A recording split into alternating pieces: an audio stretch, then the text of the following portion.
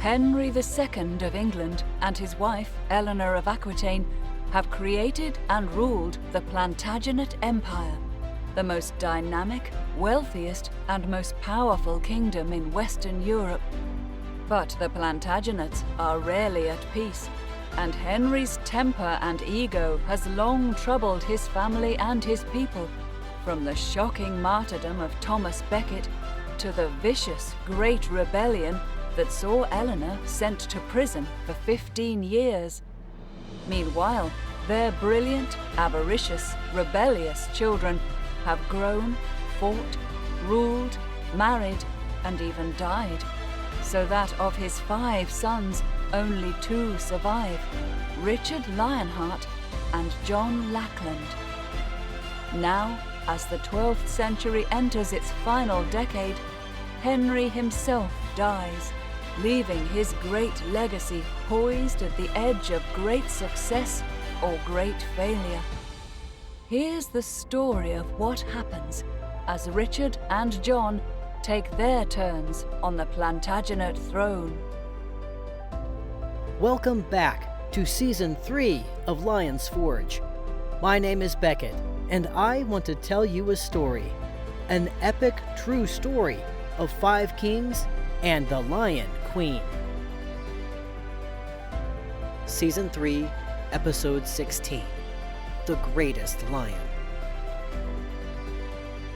In 1197, after the French disaster in Flanders, Philip was forced to make another treaty with Richard. This one stating that if Richard were to die, any future treaty between the 2 rivals would require Flemish approval. Even more to the point, the new treaty said that John would be the one to strike the deal. So was Richard's brother Lackland moving toward renewed status as Richard's heir, rather than Richard's nephew Arthur? Well, of course no truce could be expected to last for long, and a comet in the July sky predicted evil to come. Choosing the harvest season of 1198 to go at each other again, there was a set-to over a couple of French castles on the Franco-Norman border. The French fared badly again, winding up in a small but bloody fight just outside Gisors' walls. Lionheart's battle cry that day was Dieu est mon droit, which translates along the lines of "My rights come from God," eventually to become the motto of the British monarchy, long appearing on British passports. God certainly was on Richard's side as that battle flared. Philip's men were getting the worst of it, and went racing across the Gisors bridge into the town.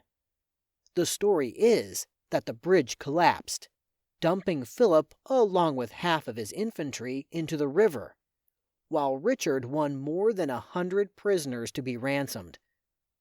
Many valued Frenchmen died that day, and Philip was obliged to make his way to Andalais for yet more negotiations, where he no doubt stared through narrowed, appraising eyes at the enormity of Chateau Gaillard. There's a famous old story that Philip sniped that he could conquer Normandy even if the great castle were built of iron. Richard shot back that he could hold Gaillard against his French rival even if the walls were built of butter. Philip still had a little Arthur of Brittany, Richard's named heir, at his court, but otherwise he was in a sorry way. The loss at Gisors had been bad. Not only were former allies departing for a triumphant Richard's side, the wavering, impulsive Bretons, the House of Blois-Champagne, and Philip's best soldier, the Count of Boulogne, but new energy radiated from Rome, where a pope named Innocent III had very recently taken his place on the throne of Peter. Not yet 40, Innocent had just begun a career that would make him one of the most formidable pontiffs of the Middle Ages, eventually having his hand in events from Norway to Constantinople, Canterbury to Sicily. He took his place on the stage at a time when there were innumerable problems crying out for a heaven-based power to guide earthly monarchs. The Muslim victory at Alarcos, dynastic turmoil in Germany, endless warring between Plantagenets and Capets, Sicily wanting to overthrow its resented German overlord, and, greatest of all, the sacred obligation to launch a new crusade to do what Richard hadn't done: take Jerusalem back. The marital troubles of Philip Augustus alone could keep a pope busy for days. Philip's family history was ripe with domestic problems. There was his distant grandsire and namesake Philip I, crazy for Bertrade de Montfort. There was his father's luckless first marriage, not to mention Philip's efforts to break free of his own first wife, Isabel of Hainaut, back when he was a very young king. Isabel had managed to stick at the time, eventually giving him his only living son, but she had died in childbirth while he was at Acre. After several years as a widower, Philip had married the Danish princess Ingeborg, a political arrangement based on some very, very old claims the Danish royal family had to the English throne. Given that the French king voluntarily offered for Ingeborg's hand, it's impossible to guess what unanticipated deformity of body, face, or spirit repulsed him within hours of the wedding. But whatever it was, Philip Augustus quickly announced his intense displeasure with his new 18-year-old queen.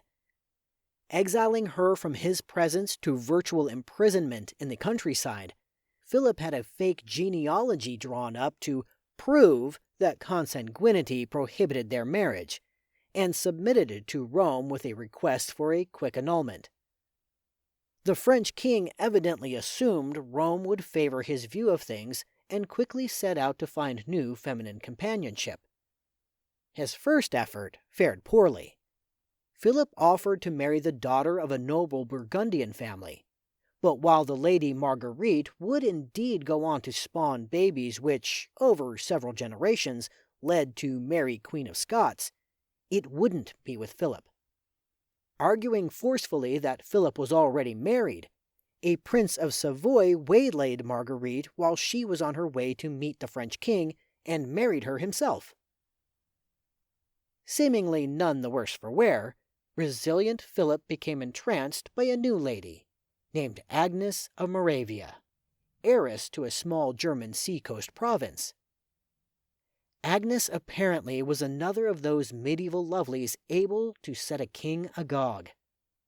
Half Bavarian and half Slovene, Agnes might well have been the green-eyed, creamy-skinned blonde beauty of a million erotic fantasies.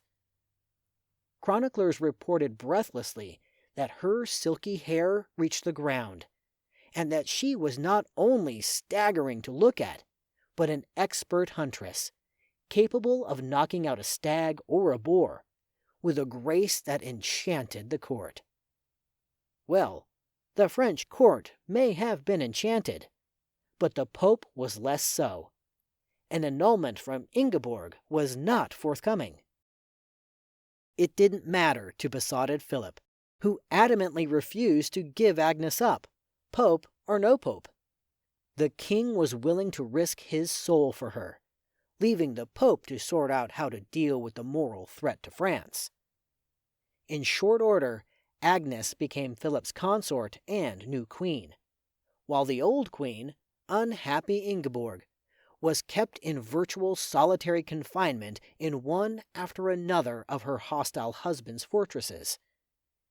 She would spend the next 20 years fighting to be returned to what she strongly felt was her rightful place on the French throne, repeatedly petitioning 2 successive popes, her family, and those French nobles who sympathized with her for help. Philip in turn went so far as to swear she was a witch who had made him impotent on their wedding night, thus proving that the marriage had never been consummated. She insisted that she wasn't, He wasn't, and it had. The two kept at this for 2 decades. The king's loathing for the lady didn't ebb until he was on his deathbed some years later, by which time Ingeborg's decades of bleak confinement had almost driven her to suicide. Even among the multitude of unhappy marriages of the time, theirs stands out. All of this was tiring. The French king was being ground down at home, encircled by Richard's allies abroad. Philip needed a truce, and so back to Andalay they all went to sign another of their perpetual, largely worthless treaties. By this time, the air was so thick with mutual distrust that legend says the two kings would only address each other from a distance, Richard standing in a little boat on the Seine, while Philip sat horseback on the riverbank. Delegates no doubt shouted themselves hoarse when they weren't wringing the river out of their robes. All of that damp effort produced a mere squeak of a peace, with a life expectancy measured in weeks. Negotiations or no negotiations, Richard launched construction of forbidden castles, while Philip Augustus made a fresh stab into Normandy. But the Pope held his own cards. With both Ingeborg and Agnes on his hands, Philip in particular needed the Pope. So Innocent's demands for peace in Europe to enable new war in the Holy Land carried genuine weight with the French. Thus, new peace terms were crafted, including Philip Augustus's son marrying a Plantagenet lady. Not his actual betrothed, the unfortunate fair maid of Brittany, once again to be set aside, but a different girl, another of Richard's nieces. Richard, in turn, was to pay over another 20,000 silver marks and give up all claim in perpetuity to Gisors. The paperwork required nothing but Richard's return from Poitou to sign it. At the time, Lionheart was in the foothills of the Massif Central, the volcanic plateau in south-central France, where he was paying calls with his siege machines upon various uppity nobles in the vicinity of Limoges. It was late in March 1199, one of the first days of the last spring of that remarkable century. Richard was in the midst of another of his cyclical fights with the independent-minded Viscount of Limoges. The unreliable Viscount couldn't be allowed to drift into the Capetian orbit, and if it took besieging one of his castles, then Richard was the man to do it. The Viscount had such a castle off to the south, at a little place called Chalus-Chabrol. It was nothing dramatic, a rather ordinary small stone fort behind its walls. It didn't even have a full garrison on hand to defend it. Why Richard took the trouble to go there, rather than just leave it to his captains to deal with, became the stuff of myth. The story that's come down the centuries is that the king's attention had been drawn to this drowsy place by something Richard both loved and needed: treasure.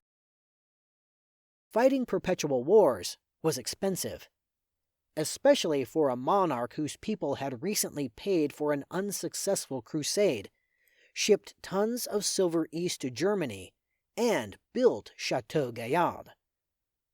There were rumors that gold had been found at Chabrol, although the rumors were vague. No one was quite sure, but the story says that Richard, overlord of the castle, intended to get his share of it and had come to make his demand of Chabrol's owner. The legend is entirely doubtful, modern historians focusing instead on the political need for Richard to place his thumb squarely on the Viscount's head, but there's a telling moral center to the old story. Given what happened to this wondrous king, the world's greatest warrior, in an ordinary place on an ordinary spring afternoon, men of the day struggled to find some way to make sense of it. Richard had come through innumerable battles, through sieges, through a crusade, through imprisonment by his enemies unscathed. God's finger could only have moved as it did now in response to some sin, like greed. No other explanation was understandable. There was no such thing in 1199 as simple bad luck.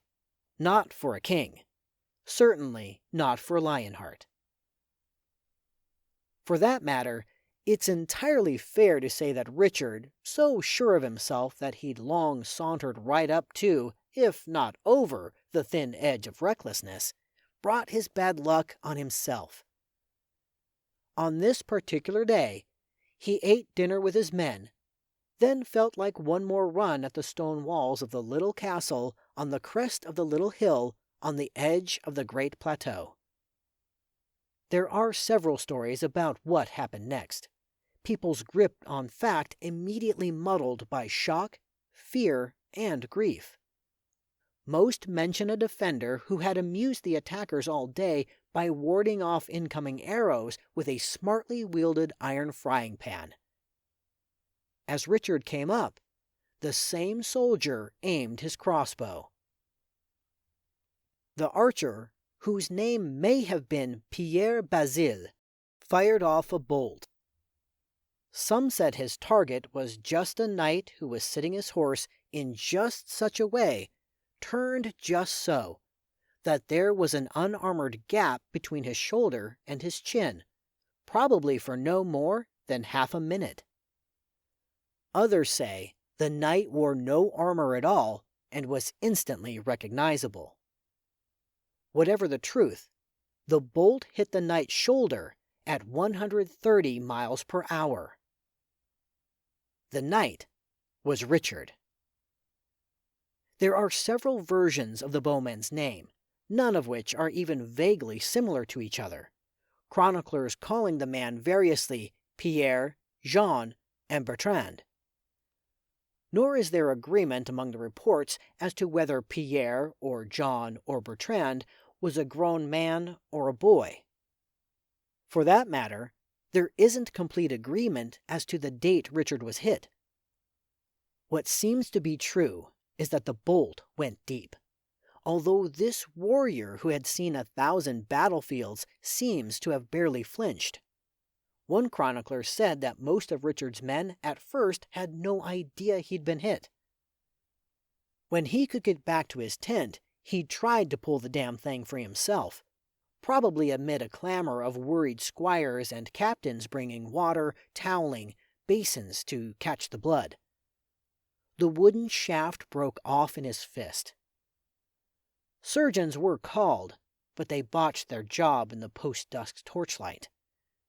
Worse luck, they obviously hadn't read the Roman medical treatise, which would have warned that the moon was in Taurus, ruler of the head and neck, and one never touched with iron that part of the body ruled by the sign the moon was transiting. It was a grim prophecy. In the next days, they probably bled him, but it wouldn't have done much good. If he was lucky, his doctors damped his pain down with opium and hemlock, but nothing fixed the stubbornly dripping wound or the massive infection it dumped into his bloodstream. Perhaps they imagined, trusted, prayed that nothing could kill him. He lived 10 days. The end of Lionheart's life was separate from everything that had gone before. One would have expected clashing swords, plunging horses, screams, banners, the sweep of armies, the high passion of triumph or despair. There was none of that. Just as there was none of the intense penitence favored at the more devout deathbeds of his time, the cross of ashes, the naked prostration, the revelation of lice-infested hair shirts. Richard had never been known as pious, and there would be no spiritual about-face at his end. As for Pierre, if that was his name, he was caught and yanked along to Lionheart's camp, crowded with surgeons, knights, messengers waiting for orders, frightened locals calculating the price they'd pay for this disaster happening on their watch. A popular legend, which might be true, holds that Pierre admitted he knew what he was doing, that he had recognized Richard and aimed right at him, because Richard had killed Pierre's father and brothers during the incessant warfare in the area. Pierre apparently was resigned to being hanged, if not worse, for killing a king. But it's said that Richard pardoned him and gave him money, that favored Lionheart boon. Eleanor got to her beloved child's bedside in time. Richard was 41 years old, dying in the spring, the season that would never lift its fingers from Eleanor's pulse. Now 75 herself, she had lived in a world of dynasties set rocking, palaces, wars, mountain sunrises, kings and popes, coronations and crusades, intrigue behind closed oak doors, great open cloud-tossed skies alive with hawks. After she had exerted her mighty efforts to free Richard from the Germans, while simultaneously controlling John, she had followed the path aging noblewomen of her day often took. She semi-retired to life inside the famous stone walls of Fontevraud, that graceful community of noble widows and annulled wives, where she could still be called upon to consult, to mediate, to settle scores and solve problems, with a particular eye on her Aquitaine. Fontevraud was where the riders found her when they slammed their horses to a stop and delivered the message to come as fast as she could. She got to Chabrol in time to sit beside her favorite son while he died, his eyes slowly drifting further and further from her reach, until he was entirely gone. The other woman we'd think would be there, his wife Berengaria, wasn't. She only learned of Richard's death after the fact, from Fontevraud's abbess. One observer, the Bishop of Lincoln, said the news reduced her to hysterical weeping. Perhaps she truly had loved her utterly remote husband. Perhaps, more to the point, she understood what she faced as a childless, powerless former queen. The sparrow forever in the shadow of the old eagle, Eleanor of Aquitaine. For the rest of her life, Berengaria's letters and charters would be signed as Most Humble Former Queen of the English. The lady, who rarely appears to be a woman settled into a happy life, would have a particularly difficult time of it after Richard's death. She would live on for 31 years, more than half of them spent fighting with John Lackland over money she was owed as Richard's widow and former queen.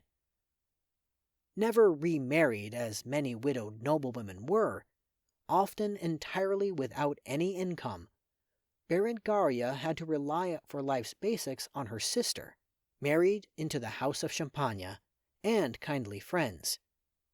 No less than Pope Innocent III described her as a destitute beggar, and took up the battle on her behalf, hounding John to pay the pension due a widowed queen. Under threat of interdict, Lackland made many promises, but then pled poverty time after time, even when prodded by his own mother. It wasn't until John's son took the throne in 1216 that Berengaria's accounts were settled. Some 60 years old by then, she finally was able to take up a more congenial life of charitable and religious good works. She ultimately was instrumental in founding a Cistercian abbey, Notre Dame of Holy God, at Le Pau, near Le Mans, where she died and was buried. The abbey itself was to endure many centuries of shifts in its fortunes, then finally saved and restored in the 20th century. Berengaria's remains themselves suffered from at least 2 rounds of vandalism, but were found during the abbey's restoration. She's now peacefully interred under her effigy in the rebuilt chapter house. The effigy shows her feet resting on a lion, which pins a small dog beneath its weight. The lion's claws are visible but not distended, its expression watchful rather than aggressive. The dog lies submissively. Perhaps in this small detail, the unknown sculptor added his own postscript to the story of Lionheart and his faithful queen. Richard had made some final bequests before he died. He left his jewels to his nephew Otto, who sat on the throne of the Holy Roman Empire. He had his heart sent to Rouen, to be buried near the tomb of his older brother, young Henry. We know that the royal embalmers took great care with it. Centuries later, in 2013, a team of forensic historians analyzed the powdery remains. Richard's heart had been treated with a rare and costly mixture of frankincense, that ancient perfume associated with the birth of Jesus, myrtle, daisy, mint, mercury, and possibly lime to preserve and protect it. It was a gesture of infinite respect. It's generally agreed that Richard, making a rare jest, left his entrails at Chalus, where they were buried in the chapel. It's possible his brain went to what was then the great abbey church of Charroux in Normandy, already in its 5th century, a legacy of the Dukes of Aquitaine, his mother's people. The rest went with his mother to Fontevraud, his mother who told people, "I have lost the light of my eyes." She saw to the funeral, accompanied by 5 bishops and abbots, and to the burial of her son's royal remains. For the last 800 years, Richard's effigy has rested at his father's feet, staring eternally into the plain stone vaulting of the abbey's chapel ceiling. We probably should note that none of the actual remains buried there survived. It's commonly thought they were variously destroyed either during the Huguenot convulsions of the 16th century or during the violently anti-royal French Revolution in the 1790s, but no records exist. As for the location of Lionheart's brain, the cathedral at Charroux eventually fell into ruin, and the relic was lost. Most critically, Richard died naming John, his last surviving brother, his heir, despite having once said that his nephew, Arthur of Brittany, would become the next ruler of the Plantagenet Empire. Thus, traitorous John, the same John who'd been entirely barred from England while Richard was on crusade, who'd tried to have Richard kept in a German prison forever, who'd made a destructive pact with Philip Augustus, sour, clever, damaged John, vaulted over a boy who was too young, too inexperienced, too weak, too tied to Philip Augustus. John may have deserved it by the thinnest of margins. He'd been a source of steady support to his brother in the council chamber and in the field for some 5 years by now. There were so many problems with both contenders, but perhaps John was truly less of a risk than a boy with 1 foot in the Capet's tent. Perhaps John really was the best thing for the kingdom. Perhaps. We've come to the end of our story for the time being. I am Beckett Arnold, narrating from the book Lion's Forge, adapted for us by the author Karen Markle-Knapp. Thank you to Francis Butt for voicing our introduction and so much more. If you like what you hear, please give us a rating, follow our channel, and share us with your friends. Most importantly, please join us again April 21st for the next and final episode of Lion's Forge. Available everywhere you get your favorite podcasts, including on YouTube with video episode trailers. Visit us on Facebook, where you can ask questions, leave reviews, and interact with me. Until next time, thank you for listening.